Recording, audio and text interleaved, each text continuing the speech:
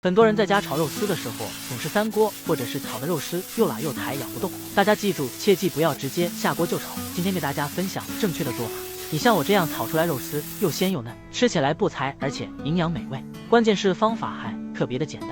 3毛1斤的里脊肉，我们买来1块，放到案板上，然后把肉给它切成薄薄的厚片。我们在切肉的时候，可以放进冰箱里面给它急冻半个小时，这样在切肉片的时候就不会来回滑动，而且切出来的肉片薄厚度一致，特别的好看。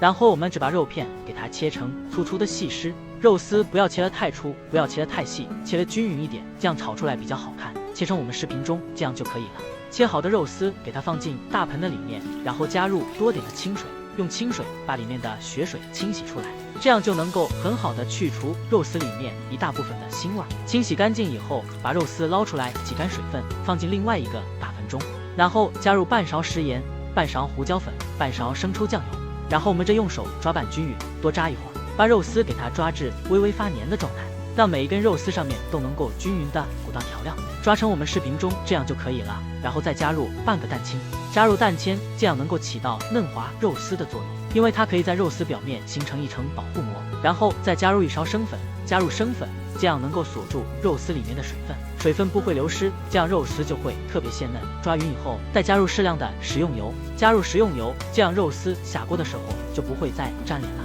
你按照我这个方法，不管是腌制肉片还是肉丝，都能够特别的鲜嫩。充分抓匀以后，放在一边腌制半个小时入味。大碗中加入1把木耳，然后再加入适量的冷水，把木耳给它泡发。再准备1颗青菜椒1分为2，然后切成细点的辣椒丝。再准备1颗红菜椒1分为2，也给它切成辣椒丝备用。1块去了皮的生姜，先切成薄薄厚片，然后再切成细丝，最后再给它切成碎点的姜末，切好以后备用。适量的大蒜拍铲以后剁成碎点的蒜末备用。1把小葱白，我们给它切成稍微碎点的葱花备用。这个时候木耳也已经泡发软了，泡发软的木耳给它清洗干净。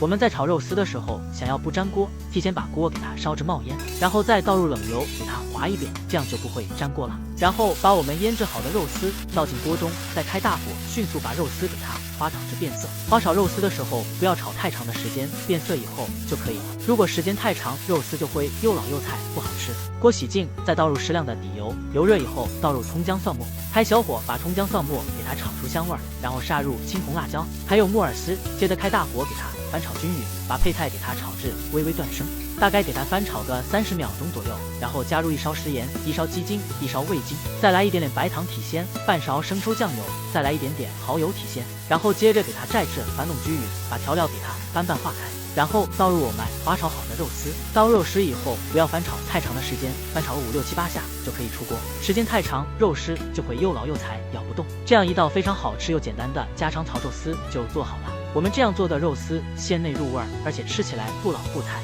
营养美味，好吃又下饭。如果你喜欢，就收藏起来试一下吧。我们明天再见，拜拜。